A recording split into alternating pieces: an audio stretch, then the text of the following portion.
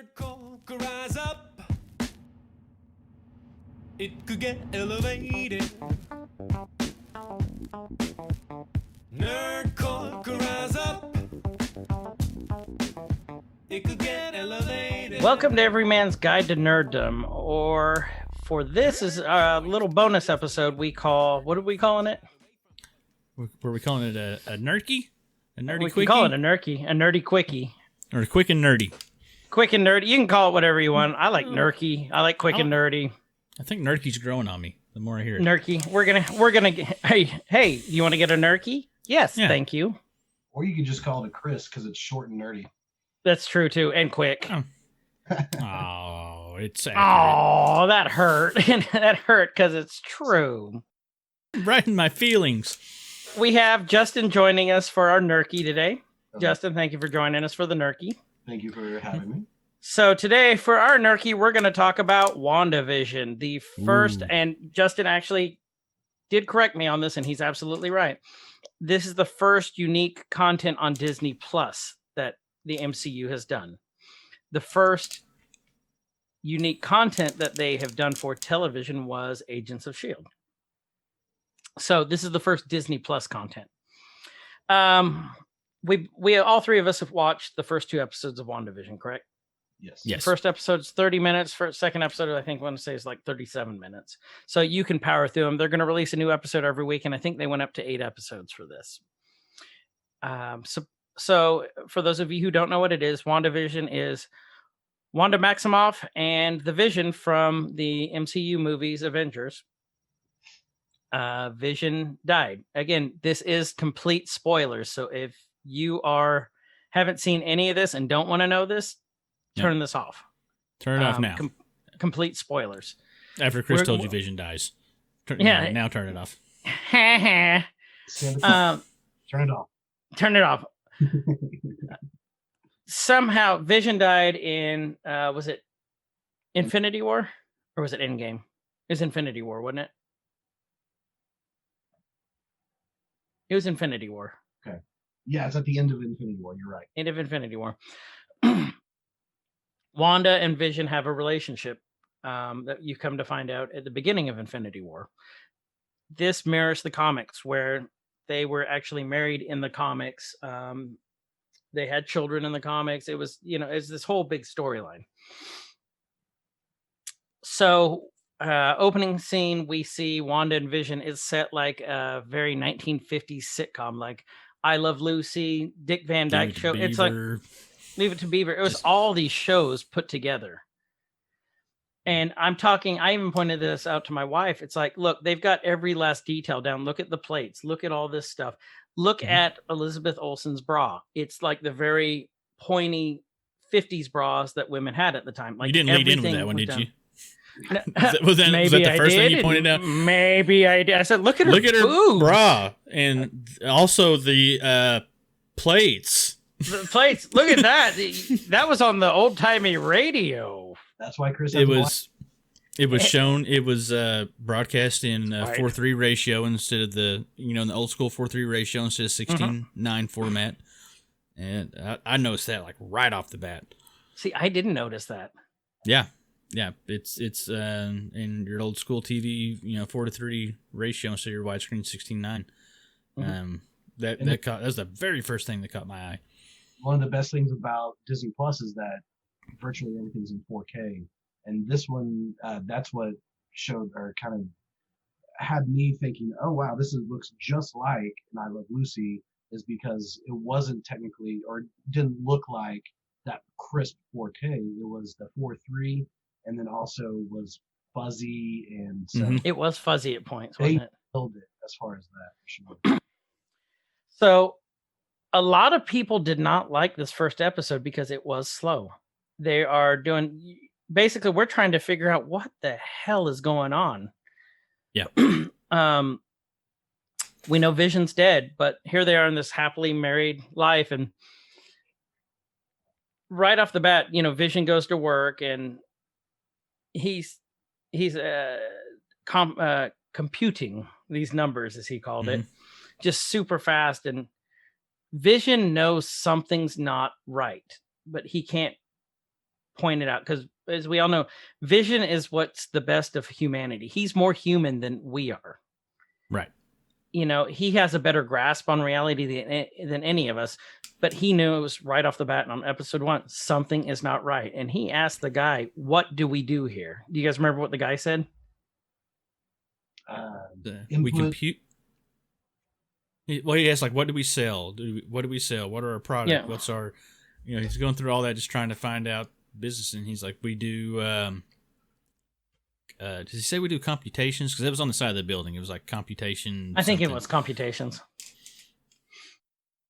And Vision could never get an answer. I mean, what do you guys think of this? What did you guys think from the get-go? Like when you saw that part?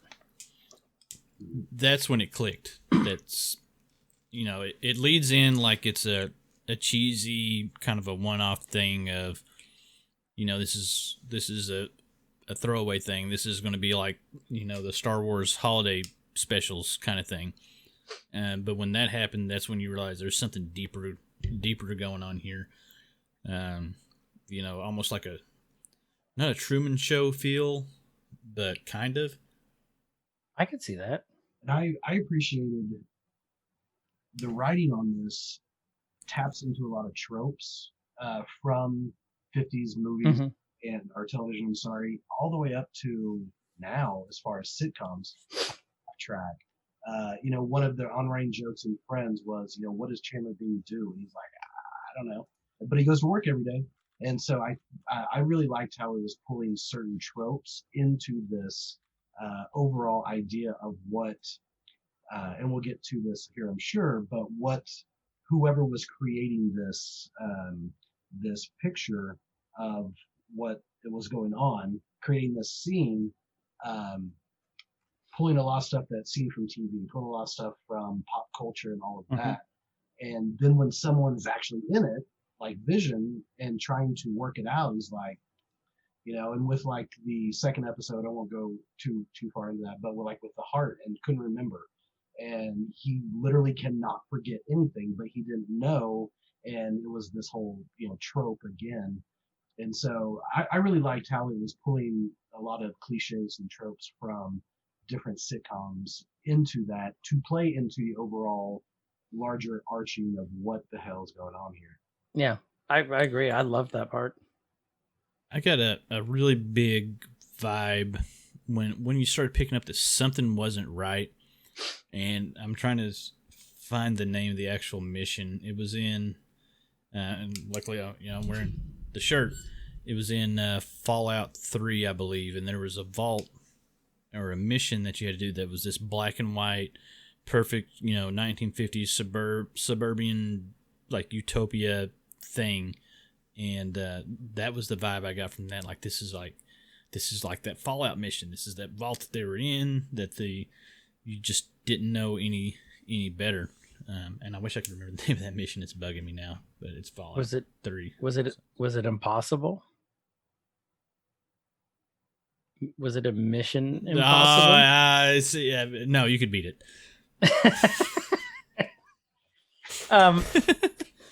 So we're introduced to a character named Agnes. Agnes is always around. She is the next door neighbor, and she has she's always around, and always seems to know what's going on. She's constantly pushing Wanda to do stuff and talking about her anniversary, which is it's like 1/8/62 or something. It was I can't remember the number right off the top of my head. I need to go rewatch it. Once we get into episode 2 here, I'll tell you who my thoughts of who Agnes is. But Agnes is around. It's Wanda's and Vision's anniversary. Is that the date with the heart? Yep. It was August 23rd. August 23rd? Okay. And honestly, I remember that is because my wife and I our anniversary is July 23rd. So I was like, oh, hey, that's just a month off of ours. So okay, so that's how you remember. Well, I'm glad you remembered it. You don't have a weird memory or anything like that. Because there's a lot of rumors speculating about that date too. Again, we'll get into that here in a sec. But it's Wanda and Vision's anniversary. So, but Vision's boss tells him, "Hey, I'm really looking forward to coming over to dinner." And it's, that classic formula for 50s sitcom is like, "Oh shit, my boss is coming over. My wife thinks we're doing one thing." And, Wanda comes out in this, steamy little number, which is like, she's fully clothed and like, doesn't show anything. Dang it. As is the 50s. Yeah, no, dang it. But she goes up behind the boss and says, "Guess who?" And the boss's wife walks in, and it's Kitty from that 70s show. That's how I'm always going to remember her. What is it? Deborah Jo Cup, something like that. She'll always be Kitty. She's Kitty. And they say it's a Sarkovian greeting, guess who? Welcome. They're doing this full thing. And then, do you guys remember what happened from there? Yeah. Was that before or after the commercial break? I want to say that was before. Yeah, she starts making the dinner and gets help from Agnes. And I don't know if you noticed this, but the beginning credits for each episode is a pretty big clue into what that episode is going to be like. So the very beginning of this episode, it was the whole Bewitched. It was the cartoon, and she was, flying. Was that episode? I thought that was episode 2. So it was Bewitched. 2. Oh, was that 2? I thought that was 2. Yeah. 2 is more cartoony in the intro. Okay.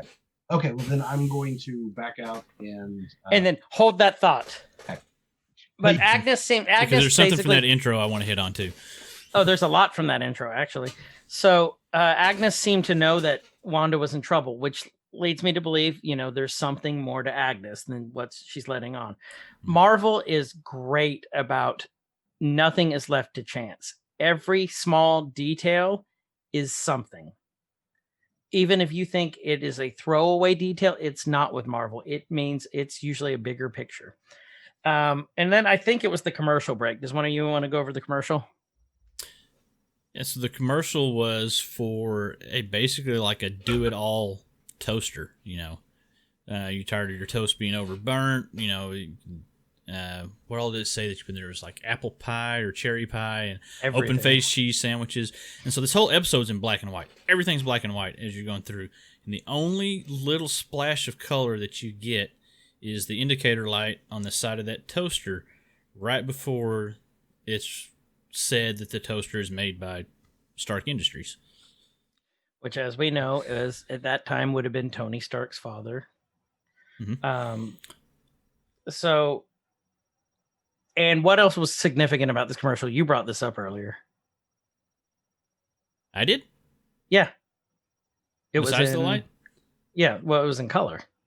Well, not the whole. Well, yeah, that's what I'm saying. That was the only the light. The light was in color. That was the only splash of light that you had in the entire episode. Was that one brief moment of that light lighting up, and it lit up red, and red's a theme that carries on through to the second episode too.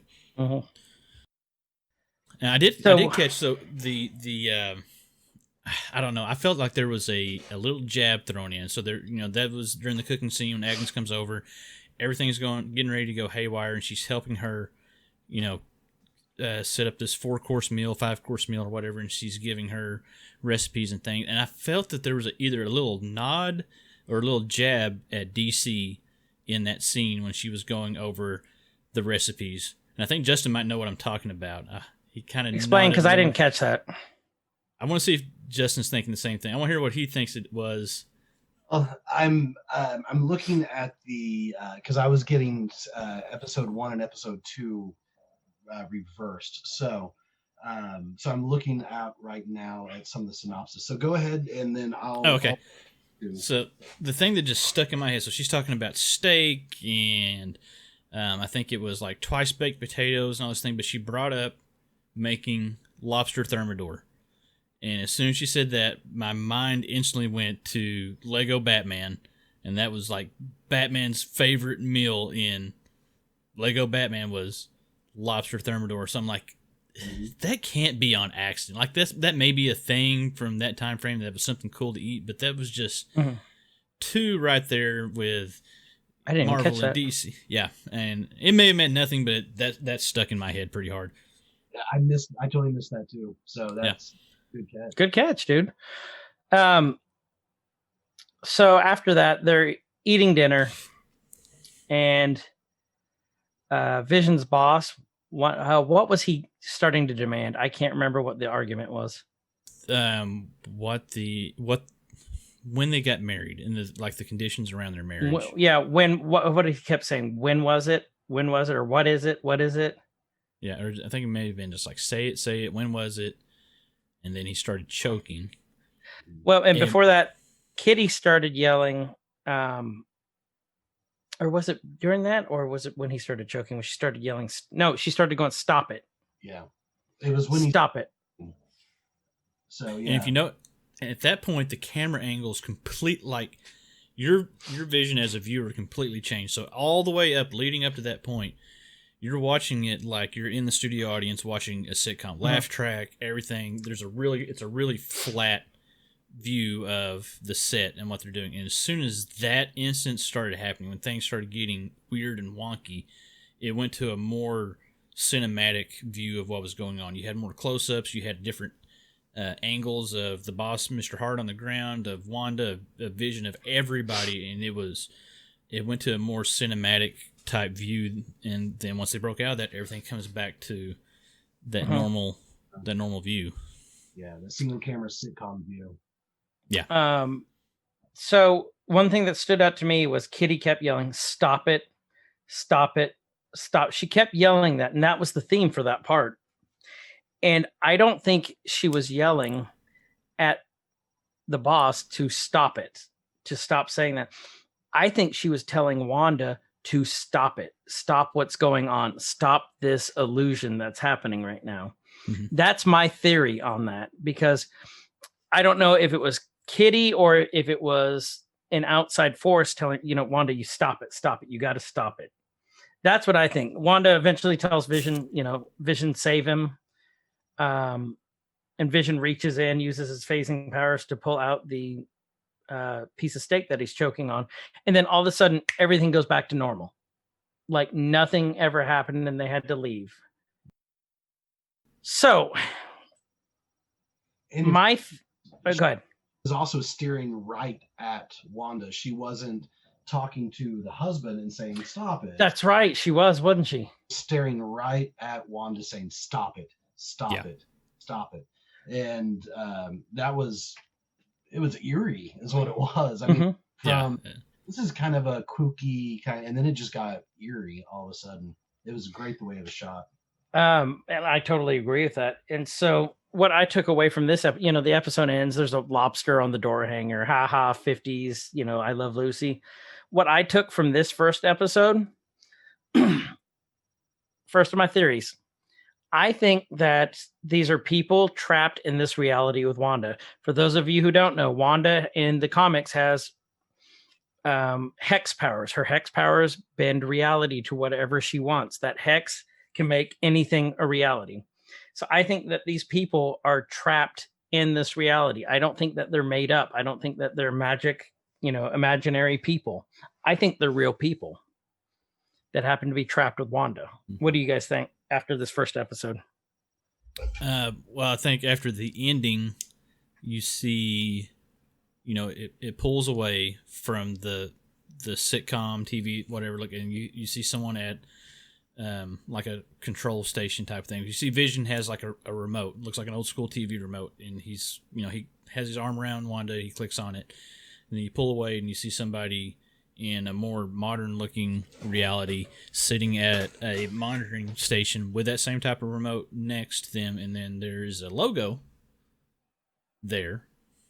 I can't remember exactly where it's at in the scene, but you see the logo. It's on like a pamphlet or like a notebook almost. Yeah. And so, you know what the logo was from, Chris? Yeah, Justin called it. Sword. So S.H.I.E.L.D. protects the planet from all threats, on the planet.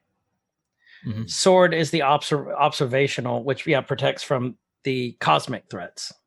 And I had it's the Abigail Brand, I think, was in charge of it. what SWORD stands for. There you go. It stands for Sentient World Observation and Response Department. So you got sword and shield. Mm-hmm.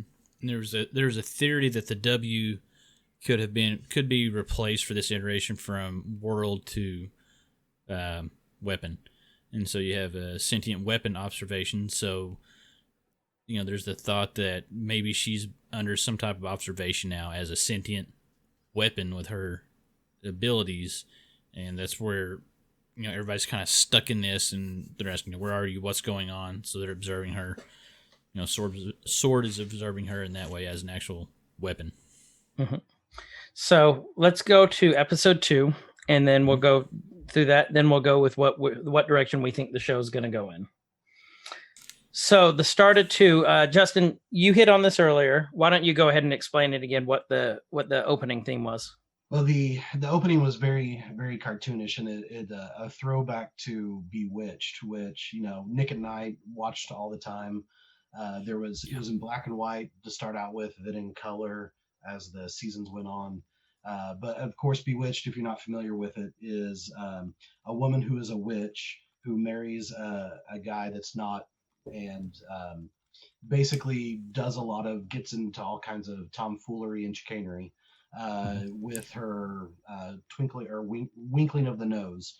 And so in the same way that Scarlet Witch is a witch, Bewitched was, and so it seemed like a perfect tie-in to go from an I Love Lucy type of intro and scene with the first episode to now a Bewitched intro, and everything that happens throughout with a magic show is magic. So just like what a witch would do. So it made a lot of sense. As the episode went further, I was like, man, that is really, really smart.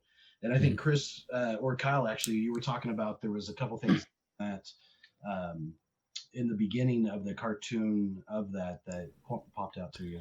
The first thing I noticed, and I believe it was, so as the cartoon scroll is going through the beginning, you see, I think it was the moon. So it's passing by, and the moon's in the sky, but there's a very distinct pattern of stars around that moon. You had 2 on each side, 1 on top, 1 on bottom, making a kind of flat-sided Pentagram. Almost. Yeah, that's where we're going. The Marvel Universe is going full. No, it's but it would almost like a flat-sided diamond where you can make the triangle side, the triangle on the bottom. That pattern around the moon, it was, I think it may have been similar to, I need to look at the sword logo now, because that may have been would match up with that. It could also match, if it's in a diamond shape, could match up with Vision's Infinity Stone. Could be. I'm looking now to see if that... So while you're looking that up, it is important to note, too, that remember how I was saying that everything has a meaning with Marvel? Well, in the comics, Vision, when he went off on his own, he moved to his house number is 616, which goes back to the multiverse, which our version of reality was Earth 616. Their house number is 2800. While it may in WandaVision, while it doesn't seem like it's a big deal now, WandaVision directly ties into Doctor Strange and the multiverse of whatever the new Doctor Strange is. Multiverse of Madness. There you go. With the Multiverse of Madness. So this could be a different reality. Could be. And it would have to be a different reality because A, Vision is alive, and B, he has the stone, the Infinity Stone. Mm-hmm. Both of those things are not, in our reality, are not true. Or, so it's interesting to think about, is this Wanda just creating this because she has the power, of course, or is it something where she's placed in a different universe, multiverse, being observed? Because at the end of every episode it shows someone turning off the TV, like she and Vision are on a TV show being watched. Mm-hmm. And so that when we get to our predictions, I'm sure that's going to come up, but if it's something of her own choosing or if it's something that she's being forced into. You find what you're looking for, Kyle? I did. I found that. I was going to try to share that. I don't know how that'll look. Let me do that real quick. So I'm going to pull that over so everybody can see, and then let me share my screen real quick.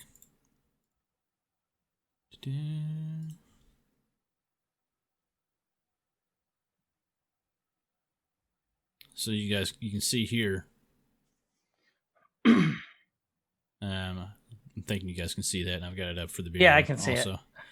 So there's like that could be swords. Well, I looked up sword and I didn't see the logo, but that's a very distinct, very purposeful pattern and arrangement of those stars around the moon. And I think somebody will know what that is. I'm sure. Maybe it's like the Critical Role logo there off to the right. That could also be it. So that could be it. Yeah. So let's get back to the opening. In the opening, there is a little figurine, the animated opening, of a forgotten supervillain. He's in there. We also see the Grim Reaper's helmet, which is a little outline.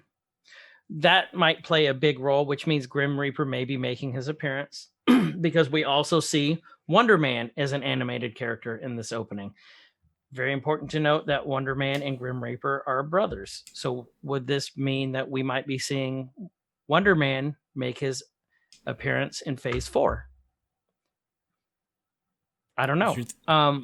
You're thinking these are all things that are alluding to things that are coming out in Phase 4. Absolutely. Maybe not necessarily tied to what's going to happen in WandaVision, but just little tidbits of Easter eggs of what's to come. And it could be in WandaVision. I don't know. Disney's really good about keeping this stuff hush. Yeah. I mean, they're extremely good. Another thing that I caught on, there was two things. When in the supermarket scene, it was like Bova's milk. If you remember, Bova was the cow midwife who took care of Wanda and Pietro, Quicksilver, when they were kids. So I think that was a reference to that. And then there was like Auntie A's kitty litter. Mm-hmm. Okay. I would say just like a little nod, a little throwback nod. Right. Not necessarily like foreshadowing, but yeah. No, that one. People that are paying attention. But this one will come into my later prediction too. Auntie A's kitty litter. I think that's Agatha Harkness, who's a very powerful witch in the Marvel Universe. And she always had a cat with her. So I'm thinking that's what that was. I mean, what else did you guys take away from the opening of 2? Well, and to add to that, who's the only female character in the show that we see over and over again? And so that could be Agnes is Agatha type of Agatha Harkness. Yeah. So and Agnes could be a combination of the two names. Yeah. And just a random question for you. What do you guys think? In the past, Marvel has been very careful about not mixing the MCU with the television, with the Shields and things like that. There may be a Colby Summers that will come over to Agent of the Shield for one episode. Right. Pretty much it. Right. So do you think now that Disney plus all of this stuff, do you think that anything that shows up on like WandaVision or, the Hawkeye or any of the things coming up, Loki and some of the others, do you think that is going to also share into the MCU, the movie world, or do you think they're going to try to contain it still in both of those? I absolutely think it's going to tie in. They already said WandaVision is going to, that was one of the first things they said. WandaVision is directly tying into Doctor Strange in the Multiverse of Madness. So I think now that they have all this freedom, now that they've bought the rights to use the mutant name now too, and the Sony properties, or the Fox, I think it's absolutely going to intermingle now because they have a lot of liberty now. Yeah. I got some from my man cave for you. So oh, that's awesome.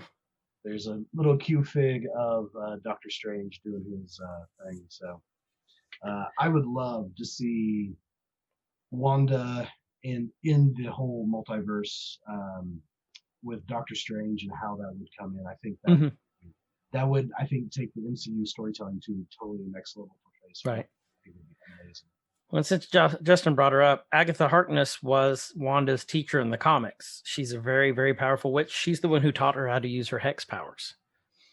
And it would make sense if Agnes was Agatha Harkness because she's always around. She always seems to know a little bit more than what's going on. And she always seems to be helping her too. Mm-hmm. Yeah. It's not like she's an antagonist, at least right now.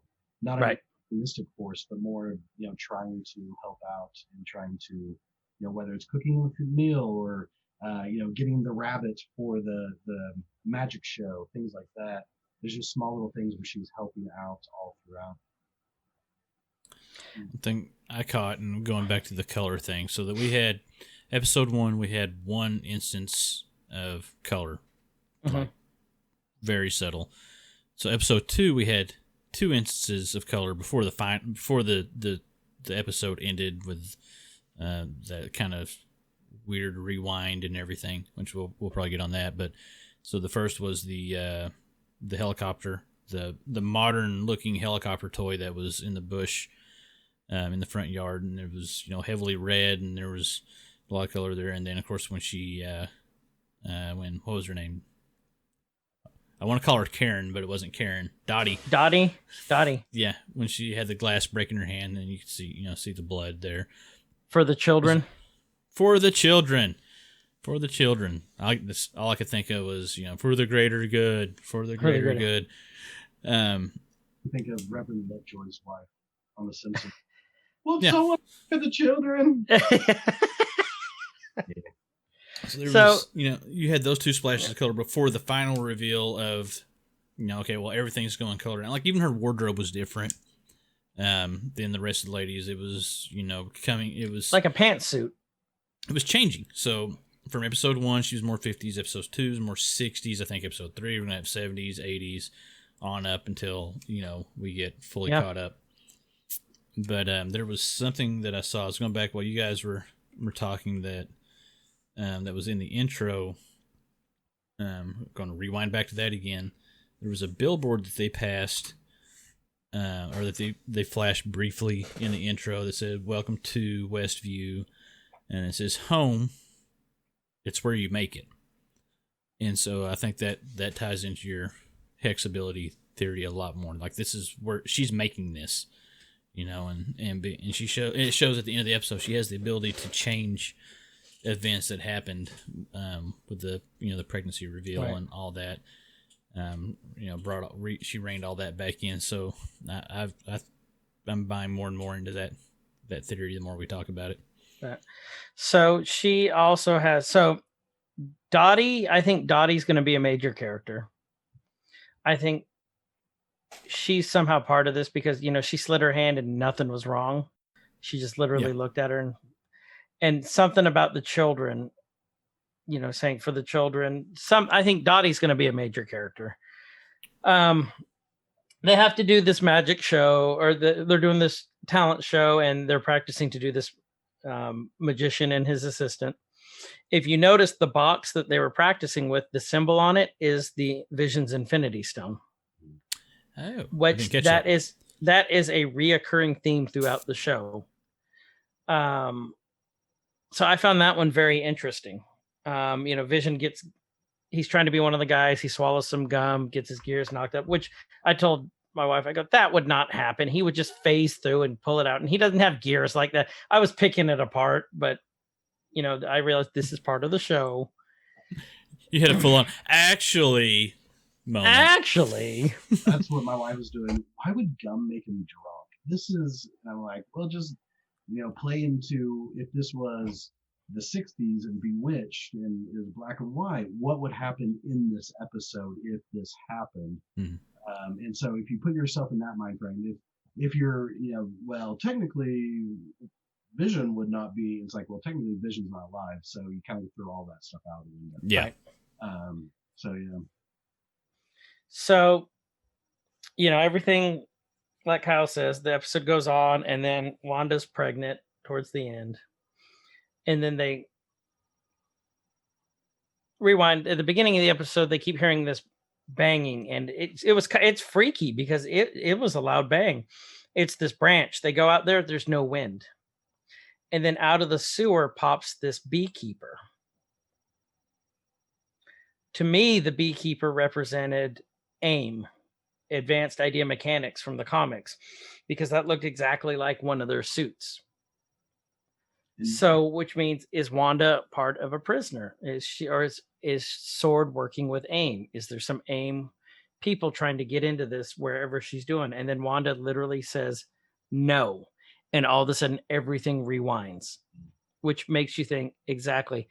Wanda is rewriting this reality. And there was to how she wants it. Keeper's back, but I don't remember. Was it? I thought it may have been a Sword logo. There it is. The red helicopter she was holding also had the sword. Had the Sword logo. That's right. That's right. Yeah, the back of his outfit. I'm on the Googles, and the back of the beekeeper's outfit did have the sword logo on. See, and that's where it's confusing. Go ahead. I was going to say I don't know as much about Marvel as I do DC. So is Sword or is AIM a part of Sword or no? AIM is a bunch of bad guys. Have you heard of MODOK and MODAK? Yeah. They're the ones who created him. Okay. And Deadpool pals around with one of the AIM guys. So, they're a bunch of brilliant scientists that are just, evil as hell. Avengers PlayStation game. And that now. Oh, that's right. With the AIM guys coming out. Yep. Makes sense. Okay. Gotcha. Okay. Yeah. So let's go with predictions on which way we think the story's going to go. And then I'll tell you what I think and the rumors. We left one thing out. Oh, go back. About Yeah, the first one absolutely. Was the commercial. The commercial for the watch. So it had the Hydra logo. It was a I'm gonna pronounce it wrong. Is it Strucker or Strucker? Strucker brand watch, and fill us in on Strucker, Chris. Baron von Strucker is a Nazi bastard. I'm sorry for any Nazi bastards that are listening to our show. Apologize. I'm not apologizing for that. But he is the one who turned Quicksilver and Wanda evil in Age of Ultron. He is one of Captain America's oldest foes. And so what's very, very significant about this is there's ties. Hydra's still around. There is still ties. And if you looked at the watch, I got to remember watch in WandaVision. And I'll do that. She not only turned them evil, but gave them their powers through the Infinity Stone, the reality Infinity Stone. And so that's why Wanda's able to bend reality and do all that, is because she directly got her powers from the experimentation that Strucker was doing on her and her brother. So yeah, go ahead. No, and I think I completely agree with that. So if you look, the watch was stuck at 242. Most watches are stuck at like 1010. So that way you can see the logo and everything on them. 242, they think might reference Avengers 242. And that's where Vision's alive. He gets his abilities back. It's a big issue. So they're thinking that's what that might be referencing. And so it's just, like I said, every little damn detail in this has a meaning. Yeah. So Strucker plays into this. So now let's go into predictions on this. So Kyle, what do you think? Well, after hearing you talk about that, I think she is stuck in a reality that she created. She's got some type of contact with the outside world because she heard it through the radio when she was there with Dottie. She's little hints to somebody outside this reality trying to get in contact with her. There's some more research that I want to do on it because there's some storylines and some old backstory and things that they could tie in. I think House of something M. House of M. I'll go into that one. Yep. Yeah, it ties into that. I don't want to steal your thunder there, but yeah, you're fine. Because that's not something I'm terribly knowledgeable about. But I'm starting to feel like there's little hints that she does have control over the reality, from her no moment to even episode 1 when Kitty Foreman's telling her to stop it, to the contact that she's getting. So she's slowly gaining more and more control. At the end of the episode, everything goes from black and white to color, so you're seeing the transition from the 50s, 60s to the 70s. So there's something that's causing her to think this way, and I don't know of her history, or if maybe as a young Wanda, she watched a lot of TV or something like that, and this is like we talked about, this is her comfort food. This is where she feels comfortable and safe, and she's trying to escape some trauma, probably Vision dying, and it's a really well wrote and thought out Easter egg and hint delivery vehicle is what it is. It's going to stand great on its own merit, but there's going to be so much in there that people are going to pick apart for weeks. And when the big reveal comes and the next generation, everything starts coming out, this is the catalyst. So they're doing it extremely smart. Yep. Justin? So like you said, I think Marvel is very smart and very meticulous in what they do. So since they just acquired the mutants, it's now not in humans necessarily, but they now have the mutants logo or name back. You see her pregnant at the very end of that episode. And so I think it's trying to I think Marvel is going to try to bring mutants back into the MCU through that. And so I think because of that, I think it's, I go back and forth. Every time I watch it, I'm like, okay, this time I think someone's controlling her. And then the next time I watch it, I'm like, no, she's doing this herself. So I'm still torn on that. I'm going to say, just to go opposite of Kyle, I'm going to say that she's actually doing this, and she's almost a House of M type of storyline, to where she's creating a new reality and doing this because of the loss of Vision and just the overall grief and everything going on, and probably feeling guilty about the snap and everything else that went on in Infinity War.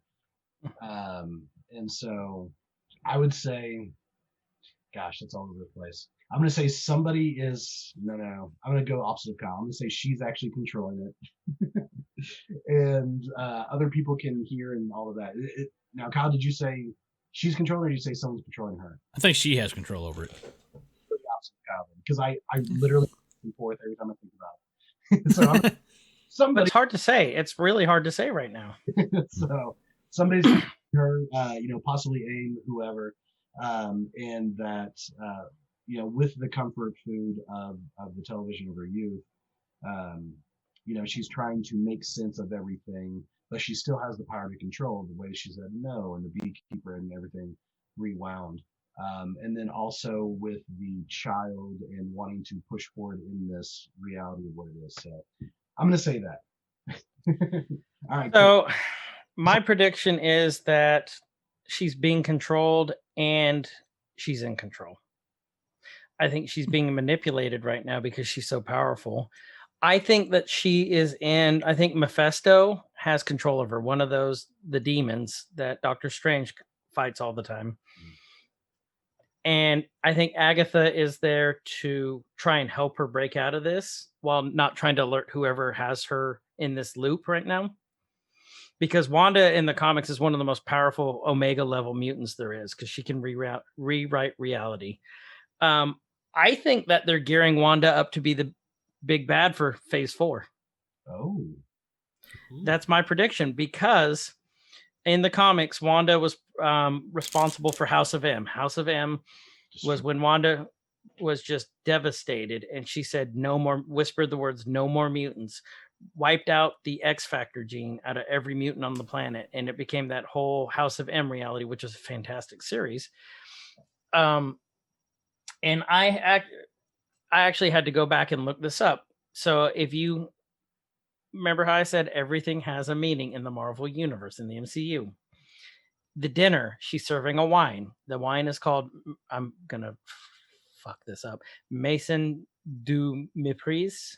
That means house of contempt or scorn, or also could mean House of M. or that could just be a throwback. If issue 242 of Avengers, I also think this is how they're going to introduce the cosmic factor in, where because they already said Captain Marvel is going to be leading the Phase 4 charge. 242 is where Vision gets his powers back, and this lays the groundwork for the Beyonder to come in. The Beyonder is the one who created the Secret Wars. He's a cosmic being. I think that this is how they're going to introduce in the cosmic factors. I think Wanda's going to be the big bad and the cosmic factors, but there's also going to be more big bads in there. But I think Wanda's going to be the main threat that they're going to have to face. And so that's kind of where I'm leaning towards it right now. Random off the wall theory. Highly unlikely to be plausible, but so she has the ability to bend reality and probably theoretically create her own alternate reality. I mean, that's what she's doing right now. She's got her own alternate That's reality. exactly what she's doing, right? And not just in Marvel, but in any Marvel, DC, whatever, you have all these alternate realities, right? You know, if you follow different lines of comics, you know, well, in this version, this happened to Spider-Man. In this version, this happened to Batman. So you have these. Sure. So with the new deal with Disney Plus and this huge new freedom to explore all these different things, I mean, you know, you talk about multiverse and things like that. Could this be something that sets them up to be able, maybe not necessarily Phase 4, but you have like Phase 4, Phase 4.1, where you have an alternate reality so they can branch off and do explore alternate timelines, alternate storylines where, you know, she's in the real deal Phase 4, she's not the big bad, or she is the big bad, but in Phase 4.1, she's the opposite, and you can explore these different ideas because this is setting up for these alternate reality storylines. Absolutely. So there's actually a rumor. Let's talk about that alternate reality because or there's Quickie a rumor. Went to a Longie. It went to a Longie. It's still shorter than a regular episode. Only by half.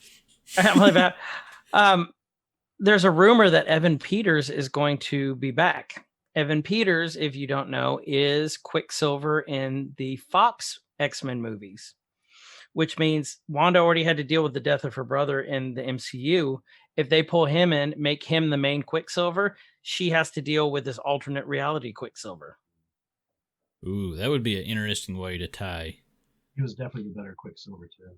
Yeah, well, and then Kick-Ass, he was way better. Yeah.